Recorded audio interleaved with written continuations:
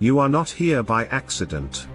We are standing at the edge of possibilities between what is, what could, and what will be. Where time, space, and humanity cross paths. Where the future has stopped being theory as old assumptions fade away and new realities are becoming real. Are you ready to step beyond the familiar?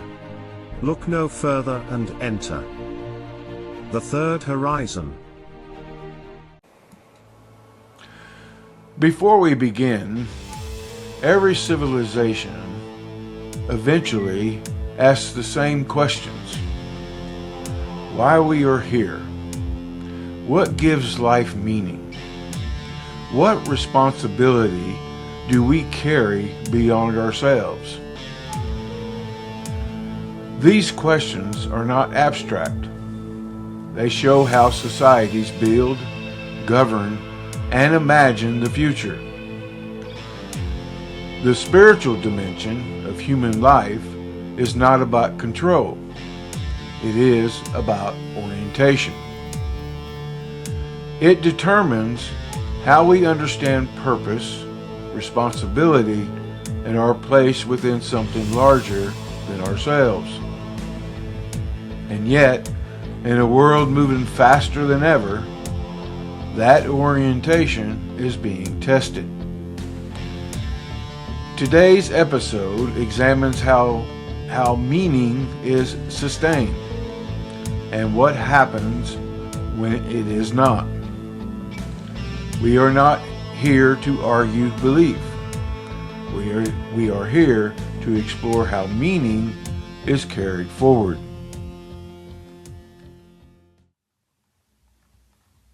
Across time, people have searched for meaning. Not just answers, but orientation. But when orientation weakens, entire systems begin to drift. People often search for something that helps them understand orientation in relation to who they are, why they are here, and how should they live in relation to others. In the modern world, that search has not disappeared. If anything, it has intensified. But the language we use to talk about it has changed. Today, we are going to explore this spiritual pillar carefully. The time horizon where spirituality, faith, and lived experience intersect. We will do this without debate, without correction, and without trying to force conclusions. I am joined tonight by William Brown, someone I deeply respect for both his maturity and his thoughtfulness. As a leader in Christian theology, William brings a grounded Christian faith into this conversation. And that matters. Not as something to defend, but as something lived. William, I want to start here. And welcome to the show, by the way. Thanks for having me, John. When people say they are spiritual but not religious, what do you hear them actually saying? Well, honestly, most of the time when I hear this, my first thought is that this is coming from a place of hurt in a lot of ways. And in the Christian context, most of that's coming from church hurt. And when that's happened, what they've done typically is they've equated the entire body of the church as being corrupt or damaging or not useful. And so they want to remove themselves from the what makes the systemic religion. And that's not to say the church doesn't clearly have its own scandal that it's embroiled in. Every generation has its own problems. But I think the intent behind the phrase is that they believe in something outside of themselves, something good, something eternally divine, something spiritual, to use the language, but they don't want to attach that to any one system. And I think I just don't, especially from the Christian context, I don't see that as the same faith or the same spirituality that's being spoken about or talked about in the Scriptures. Most of the New Testament letters are written to churches. They're written to organizations of religion. And there's a clear command to submit to overseers within the church, and those who are going to stand and give an account for how they lead. And I don't think you get that faith out of the Bible. So I don't think you get that spirituality without its religious overtones, or even I don't think you get that spirituality without being religious. So often when I hear someone saying, I'm spiritual but I'm not religious, I think what they want is, or what I'm hearing is that they want all the moral teachings, all the comfort, the safety, the pleasures of the faith, while using the individual freedom to create kind of a religion of their own making, a church of self, so to speak. No one to submit to other than their own thoughts. Oh, okay. Well, I'm going to tell you, William, that raises an interesting tension. The desire for meaning without structure. And historically, we see that tension across many traditions. So I certainly can relate to that. What strikes me is that many people are not rejecting meaning. They are searching for it. Mm-hmm. They are reacting to experiences where institutions failed to carry wisdom in a way that felt alive or personal. But that does not mean the wisdom itself disappeared. In the 1st and 3rd centuries, long before religion had power or institutions, faith flourished and was not about authority. It was about how people treated one another. Communities shared resources. They cared for the sick.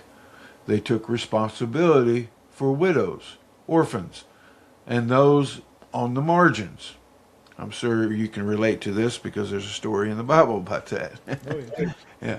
Not because they were commanded by force, but because their faith oriented them towards humility and stewardship. It was not about controlling the world. It was about caring for it. Okay, William, when you hear the words humility and stewardship, how does those words play out in your mind? What do they mean from your own shared experiences? Well, I think they both go hand in hand. Humility to me kind of starts with recognizing that I'm not the center of the story. Even in my own life, humility to me looks like serving my wife, it looks like serving my children, serving those around me. And in the Christian faith, that's foundational. It reminds me that my talents, my opportunities, my time, my money, my family, all these things, they've been entrusted to me. They're not owned by me, so I have no ownership over them. And so then stewardship then flows from that. It means that I'm responsible for how I handle what I've been given. And to use the Christian faith, I've been given this thing that I will one day stand account for. I will give an account for how I handled these relationships, this influence, these resources, and even my own character. And humility is really less.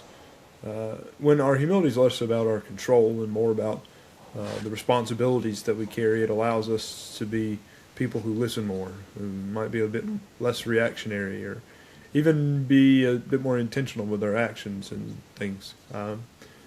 And the way then I steward, based on that humility, becomes very practical. It shows in how I show up for church, or how I treat people, or how I engage with other people around me. Different things like that. Yeah. Okay. Exactly.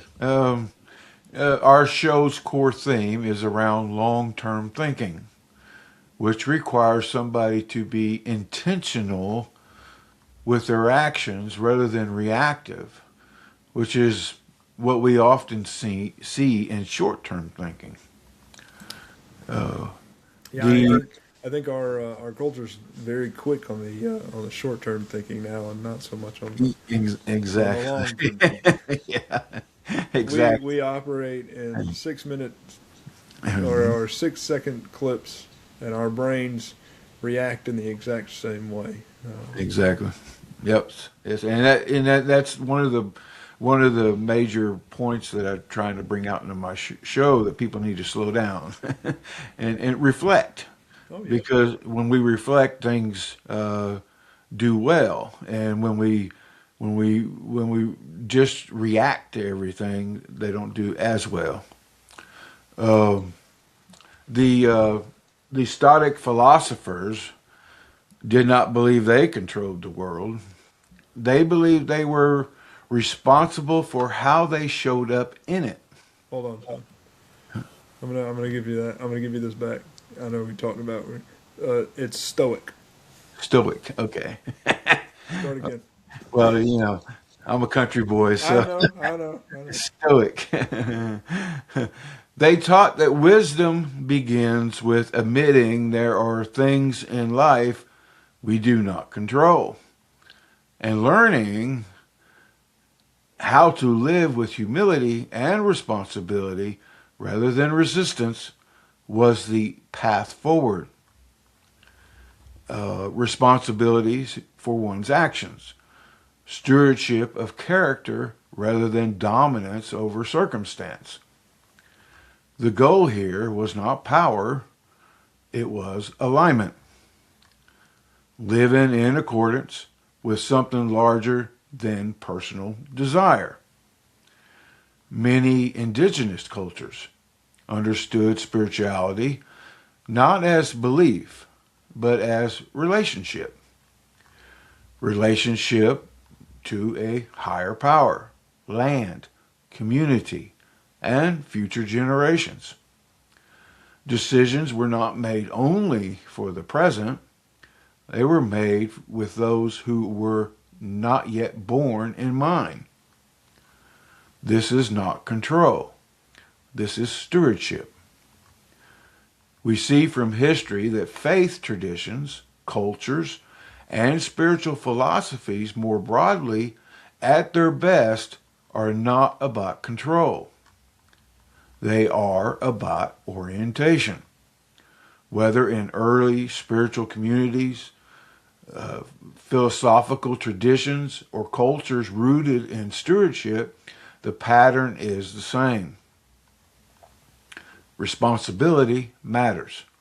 Humility matters. Care for what we inherit and what we leave behind matters.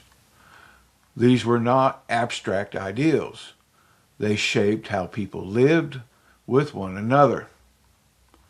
Not by dominating the world, but by learning how to live responsibly within it.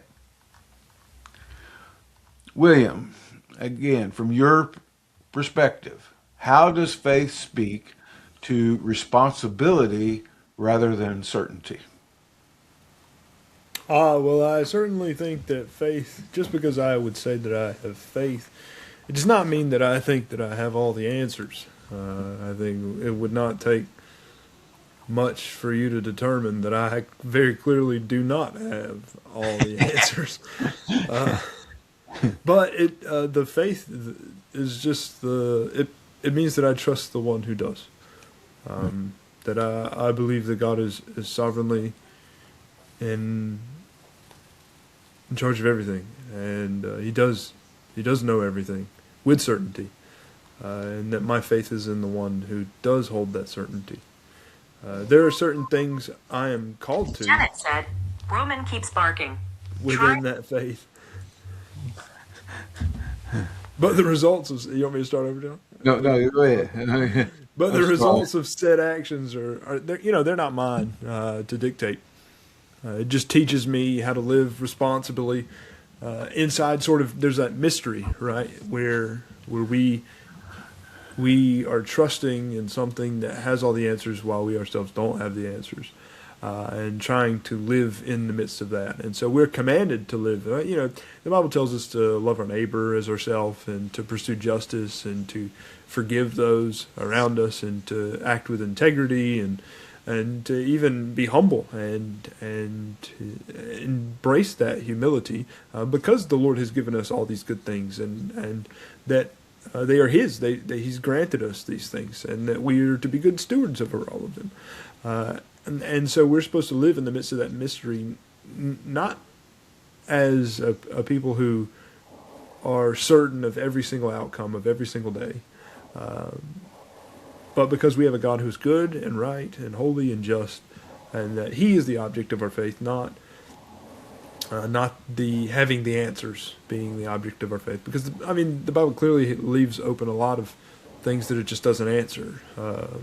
There's just lots of things that we would love for the Bible to answer, but that it just has no interest in, because God Himself clearly didn't want to give us all the answers. He wanted to just give us Himself and say, I have all the answers, and I've told you can trust me, and I've shown you can trust me, and that needs to be enough for you. Yes. That ideal of entrusted responsibility, we see that across cultures and across history. One thing that keeps resurfacing in history and across belief systems is humility. The recognition that we are not the center of everything, like you said.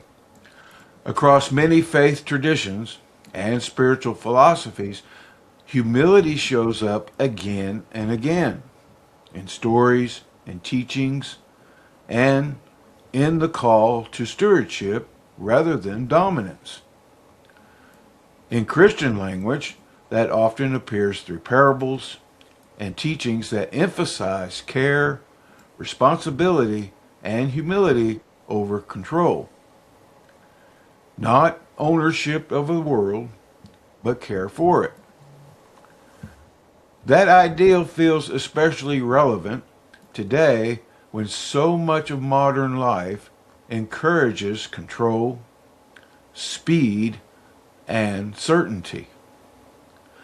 Yet faith often asks for patience, for trust, and for listening. William, how do you think faith helps people hold meaning without needing to control outcomes? I think, just the way that it works with my children. My generation is, very keen on looking. There's a huge deficit in how many kids we're having, clearly. A lot of the reason isn't necessarily because of anything other than they're just worried about the world that they're bringing their kids into. And for me, it's never been really about that. I think the faith gives me that answer, that if the Lord has taken care of His people for thousands of years,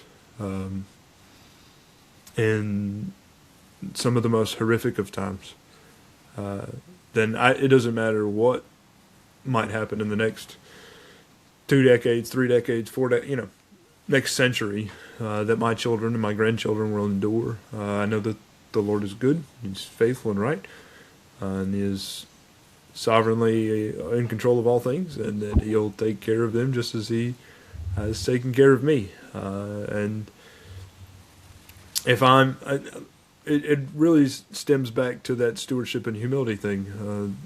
These kids they're their own people, and He's gifted them to me for such a brief time in my life. And I think if I'm able to just take that faith and it allows me to really just humbly enjoy that gift instead of worrying about I can spend the next 20 years of their lives worrying about doing everything right or setting everything up correctly or even making sure. Like, I can spend the next 20 years worrying about their faith, but their faith is not mine. It's one of those things like it's their faith. They can't. I can't do anything for them in that. But I can stack sticks up around them, and there are good things I can do and pray that the Lord sets that ablaze. But again, that's just me holding a faith, and I think a lot of times, and maybe this boils down to, the Lord tells us several times not to be anxious, because He takes care of the birds, He takes care of the flowers, takes care of everybody what they need. That I think I would live a lot more of an anxious life if I was constantly worrying about trying to be in control of all the outcomes that I have zero control over. And instead just I am set free to enjoy the good gifts that He's given me, to in humility and be a good steward over them and really enjoy them the way that He designed me to, when I'm gift Him the control that He rightly has. I think that in itself is how we're able to hold meaning without needing to control everything, because everybody wants to control everything, but we just can't. Yeah. And believe me, I'm the pot calling the kettle black, because I'm one of those that does get in a little rut in the control thing. But that's a powerful image. You cannot force growth. You can only create the conditions for it.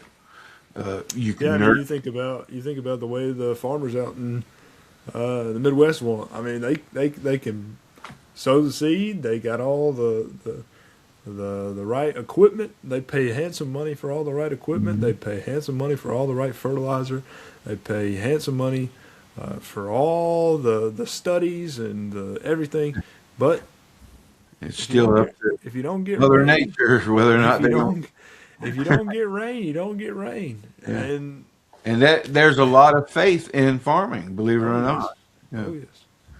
Oh yes. You can nurture and you can protect, but you cannot command the outcome, and that's exactly what you were saying.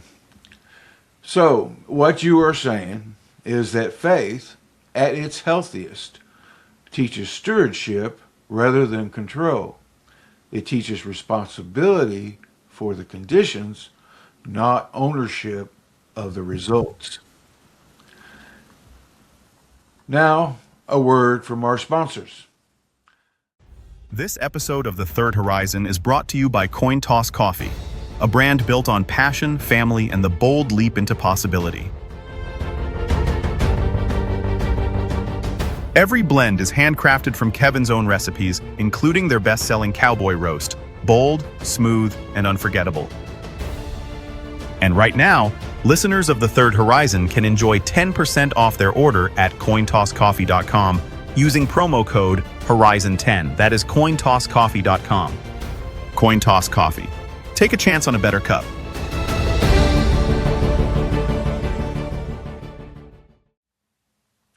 When people talk about spirituality without dogma, I think what they're often responding to is rigidity, not belief. Dogma becomes a problem when it replaces curiosity with certainty. But faith, when lived thoughtfully, does not shut questions down. It carries them. William, one thing I appreciate about your approach is that you do not treat faith as something static. It is lived, practiced, refined through experience. How do you see faith functioning across generations? And not as a rule book, but say like a living tradition. I think faith. Well, let's look at the Christian faith in itself. Uh, our faith is derived from it is derived from doctrine, right? But the doctrine itself is lived out in a certain way, and there are lots of things that like we do at our church that you would not find any church in the first century doing, just because our cultures are different. And there are lots of things we would do at our church that you wouldn't find in the last 200 years because we just live in different cultures. I mean, even having a piano and play, or even having musicians is somewhat a relatively newer thing in church history. So I think that our faith across generations is held together by the core tenets of our belief. And I think the beauty of something like even just think about like the Apostles' Creed, where, I mean, you've got all these tenets where I believe in, God the Father Almighty, creator of heaven and earth, Jesus Christ, his only Son, our Lord, conceived of the Holy Spirit, or conceived by the Holy Spirit, born of the Virgin Mary, suffered under Pontius Pilate, crucified, dead, buried, ascended into hell, third day rose from the dead, ascends into heaven, seated at the right hand of the Father, and he's going to come to judge the living and the dead. The Holy Spirit, Holy Catholic Church, communion of the saints, forgiveness of sin, resurrection of the body, and life everlasting. Every single believer in the last 2,000 years all connects to everything that's in that statement. Every single thing.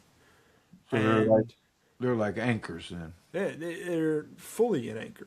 Yeah. Where that they may not have sang the hymns that we sing, and they may not, their church service may not have been, they may not, we have the right privilege of being able to freely gather every week and enjoy one another's presence out in the open. And the church, by and large, for much of its existence, has not been able to do that in some ways. So, I just because our shared experience in the reality of life has not been the same, the thing that our faith is entrusted in, the very thing that our faith holds to, has been the same across generations.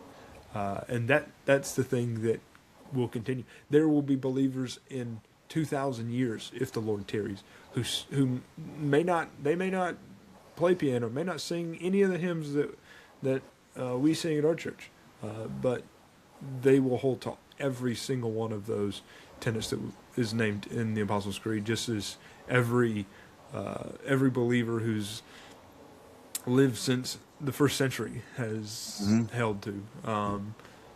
And I think that is the case. Like it is the anchor that holds us down. Faith is the very thing that does that. So, Absolutely, that's interesting, really, because what you're describing is not just theology; it is continuity. Yeah, it is a structure designed to prevent drift. And we see that instinct in many systems, constitutions, philosophical schools, even the scientific method. The desire to anchor something so it survives pressure and time horizons. That ideal of inheritance matters.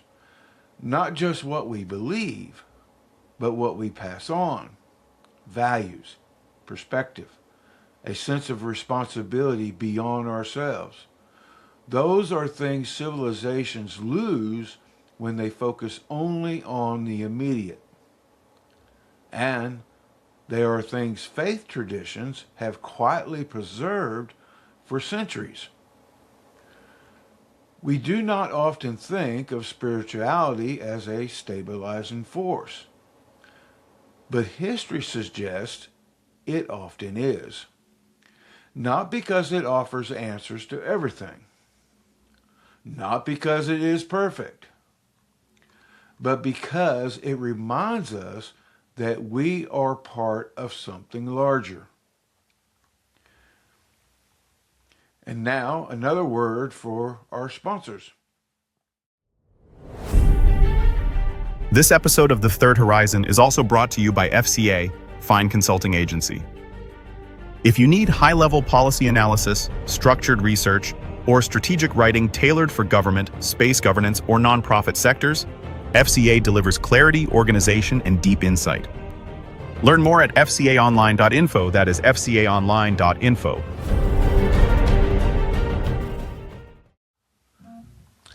As we bring this conversation towards a close, I want to return to something simple. Spirituality is not about having all the answers. It is about how we carry uncertainty. Faith, at its best, does not demand control. It invites trust. And whether someone approaches that through theology, philosophy, or lived experience, the question remains the same. How do we live responsibly, humbly, and with care for what comes after us? William, thank you for bringing your voice into this conversation. Do you have any last words that you'd like to say to our audience? Thank you for having me on, John. It's been quite the pleasure. Quite a blast. Okay, Here tonight. I really enjoyed having you. It was a good conversation, and I hope we can have more down the road. For those listening, this is not about choosing sides. It's about listening more carefully to history, to faith, and to the quiet questions that keep resurfacing no matter how much the world changes. If you are someone who senses the world shifting, if you feel the tension between what is and what could be, if you believe humanity is meant for something more, then welcome. This is The Third Horizon. We want to again thank William for being a guest today. Thank you for watching and listening to this week's episode and supporting this podcast. More conversations are coming, deeper, wider, and firmly focused on the future. If you like today's podcast, hit the like button, let us know in the comments, and subscribe to our Spotify, YouTube, and Facebook channels, or whatever platform you are on. Do not forget to share this podcast with your friends and family. And until next time, keep looking to the horizon and beyond. And beyond. And beyond. Now, let me get my mouse over there.